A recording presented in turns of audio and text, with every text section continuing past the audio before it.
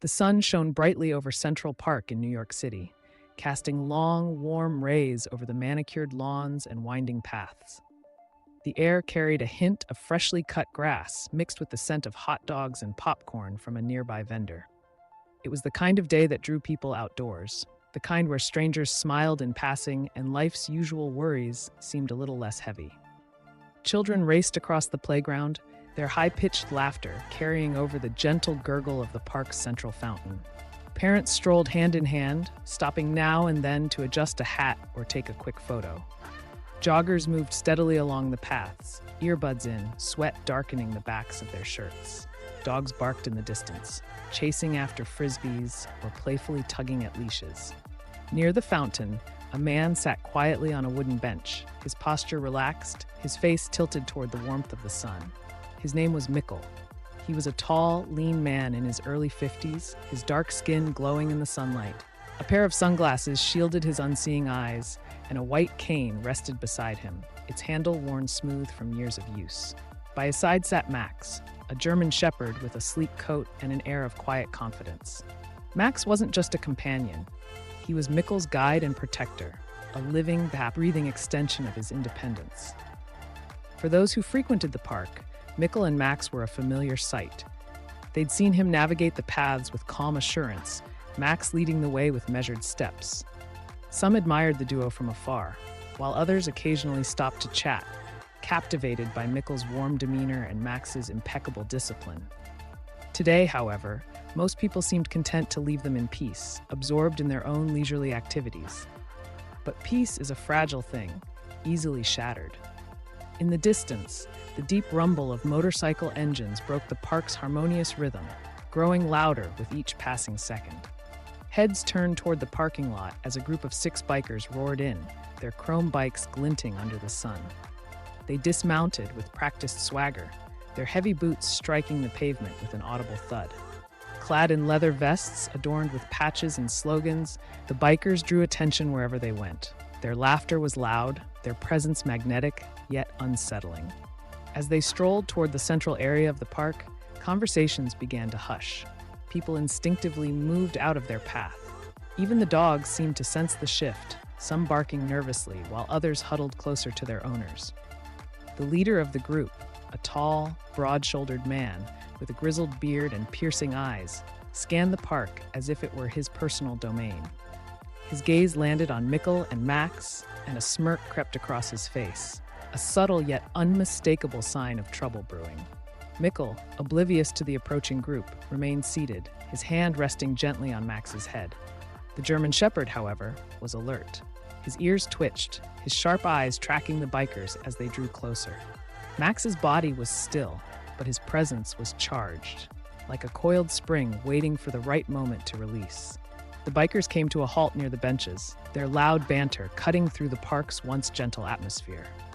A few parkgoers glanced nervously in their direction before hurriedly looking away, pretending to focus on their conversations or phones. But even as people tried to ignore them, it was impossible to miss the tension that had settled over the area. The leader of the bikers, now standing just a few feet from Mickel, turned to his friends and chuckled. "Check this out," he said, nodding toward the man and his dog. His tone was dripping with mockery, the kind that dared someone to challenge him. Mickel didn't react, his face still turned toward the sun, his expression peaceful. But Max's ears pinned back slightly, his gaze narrowing. He could sense the change, the brewing conflict that his owner couldn't see. And as the bikers' laughter echoed through the park, it was clear to anyone paying attention that this was no ordinary afternoon. Trouble was coming, and it was heading straight for Mickel and Max. Max, on the other hand, was fully aware. His keen eyes tracked the group as they moved closer, his body language subtle but deliberate. He didn't bark or growl. Max was far too disciplined for that, but his posture shifted slightly, a silent signal that he was ready to act if needed. The dog's calm demeanor belied the razor-sharp instincts honed through years of training. The bikers, oblivious to Max's history, saw only a man and his dog. To them, Mickel appeared vulnerable, an easy target for mockery, or worse. Their leader, a man who thrived on dominance, was already eyeing the pair with a smirk that promised trouble. You think he can even tell we're here? One of the bikers muttered, nudging his friend. They snickered, their voices just loud enough to carry. The leader turned his attention fully to Mickel, his voice dripping with sarcasm. Nice day to sit and soak up the sun, huh, buddy? You and your little helper there enjoying yourselves? Mickel didn't respond immediately. He had grown accustomed to comments like these over the years, some born of curiosity, others of malice. He reached down and gently patted Max's head, his fingers brushing over the dog's soft fur. "We're doing just fine," he said finally, his tone calm but firm. The leader chuckled, clearly unimpressed. "Fine, huh? You sure about that?" He took a step closer, the heavy thud of his boots drawing Max's full attention. The dog's ears perked, and his gaze locked on the man, unwavering. Mickel tilted his head slightly, as if listening more closely to the man's movements. He couldn't see the threat, but he could feel it creeping closer. Max's subtle shift in posture told him all he needed to know. But what neither the bikers nor the onlookers realized was that Max wasn't just any dog. He was about to prove that even in retirement, his training and his loyalty were sharper than ever. The leader of the bikers, David, took another step forward, his shadow now looming over Mickel and Max. His boots scuffed against the gravel, a deliberate sound meant to draw attention. The other bikers hung back, chuckling amongst themselves, their laughter an unsettling backdrop to what was unfolding. David wasn't the type to back down from an audience. He thrived on it. Max's eyes followed every movement, his body remaining still but charged with a quiet intensity. He didn't bark or growl. His training was far beyond that. Instead, he watched, calculating the distance, the angles, the possible threats. To anyone who knew dogs, it was clear that Max wasn't afraid. He was waiting. David smirked, glancing at his friends before turning his attention back to Mickel. "You know, I've seen a lot of tough dogs in my time," he said, his voice laced with mockery. "But this one here doesn't look so tough to me." Mickel, still seated, tilted his head slightly toward David. His expression was calm, almost serene, as if he hadn't registered the hostility in the man's tone. But inside, he was listening carefully, piecing together the situation. He didn't need to see David to know the kind of man he was, the kind who picked fights to feel bigger, who mistook kindness for weakness. Max shifted slightly, his body angling between David and Mickel. The movement was subtle, but it spoke volumes. He wasn't just a guide dog in this moment. He was a protector, ready to defend his partner if the situation escalated. David noticed the shift and laughed, a sharp, grating sound. "Oh, watch this. You think you're gonna scare me, dog?" He leaned forward, his face just inches from Max's. "You're just a mutt. What are you gonna do, bark me to death?" One of the bikers called out from behind, his voice half laughing, half worried. "Yo, David, maybe just leave it, man." But David wasn't listening. His pride was on the line now, and he wasn't about to back down in front of his crew, or the growing number of park-goers who had stopped to watch. He straightened, cracking his knuckles for dramatic effect. "Let's see if this mutt's got any bite to go with that stare." Before anyone could react, David swung his boot forward, aiming a sharp kick at Max's side. The blow connected, the sound of leather against fur echoing across the now silent park. Max staggered back a step, his body absorbing the impact. For a split second, there was no movement, no sound, just a tense, electric stillness as everyone waited to see what would happen next. Then, like a switch flipping, Max's demeanor changed. His body lowered slightly, muscles coiling, his eyes locking onto David with a precision that sent a chill through anyone watching. A low, rumbling growl emanated from deep within his chest, not wild or uncontrolled, but deliberate and measured. It wasn't a warning, it was a promise. Mickel's voice cut through the air, sharp and commanding. "Max, hold." The German Shepherd froze mid-motion, his growl fading into silence. His body remained tense, every fiber of his being ready to act, but he obeyed. His training was flawless, his loyalty unwavering. David, who had been smirking just seconds earlier, now looked visibly shaken. He stumbled back a step, his confidence faltering. What kind of dog is this?" Mickel stood slowly, using his cane to steady himself. His face remained calm, but his voice carried an edge that hadn't been there before. "This isn't just any dog," he said, each word deliberate. "And you just made the biggest mistake of your life." The crowd watched in stunned silence, their attention fixed on the man and his dog. They knew, without a doubt, that something extraordinary was about to happen. The tension in the air was palpable, thick enough to feel in every breath. Max stood still, his gaze locked on David, unflinching and unrelenting.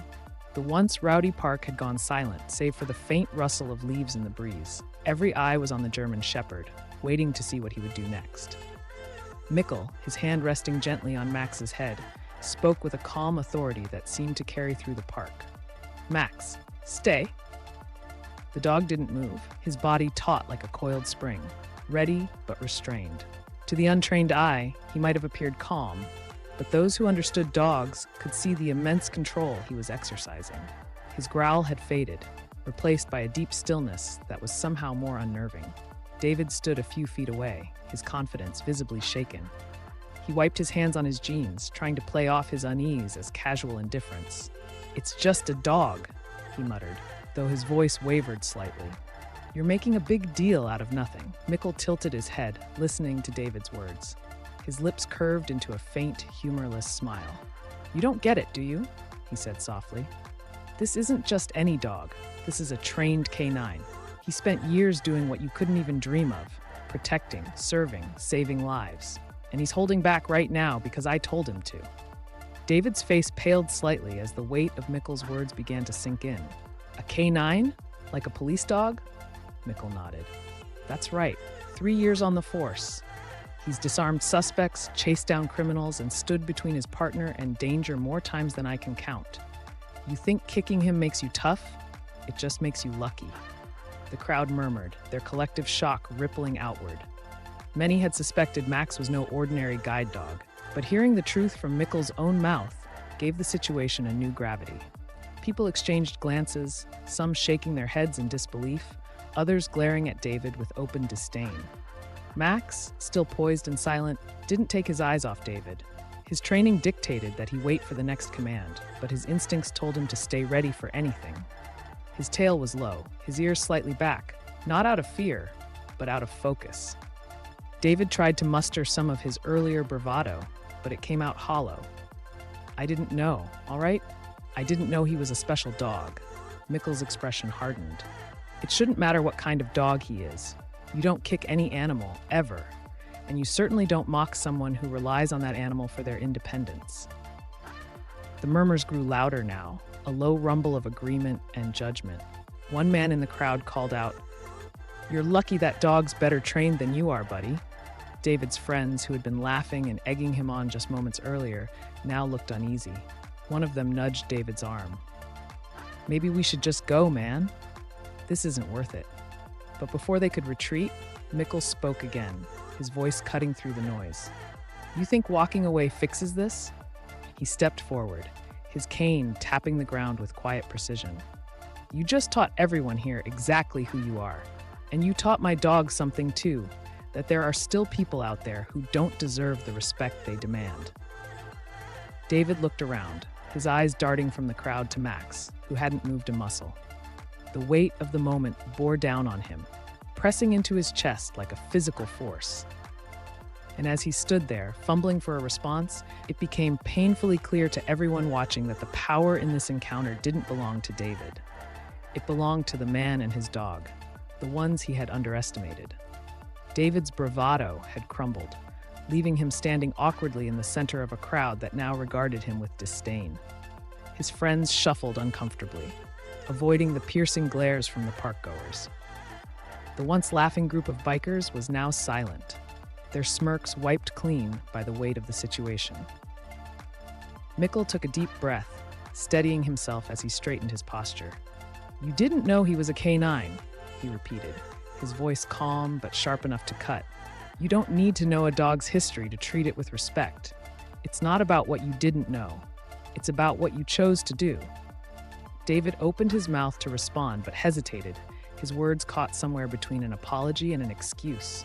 The crowd wasn't waiting for him to explain. Their collective judgment was written plainly on their faces, a silent but damning verdict. Max, still sitting in his poised position, glanced up at Mickel for just a moment, as if checking in for his next command. Mickel gave the dog a small pat on the head, his hand steady despite the tension still lingering in the air. "Good boy," he murmured, the praise a quiet reminder of the bond they shared. From the edge of the crowd, a woman spoke up, her voice firm. "You owe them both an apology. A real one."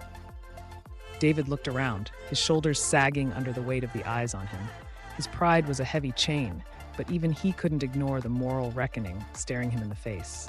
He shifted his weight awkwardly before finally mumbling, "I'm sorry?" Mickel tilted his head slightly, his sunglasses masking any visible reaction. "Not to me," he said simply. "To him." David's face flushed, his discomfort evident. He glanced at Max, whose gaze remained steady and unyielding. "Sorry," he muttered, barely audible. "I didn't mean to, kick you." The apology was clumsy and forced, but the crowd's murmur quieted slightly as the tension began to ease. Mickel nodded, accepting the apology for what it was. "Next time, think before you act. It'll save you from situations like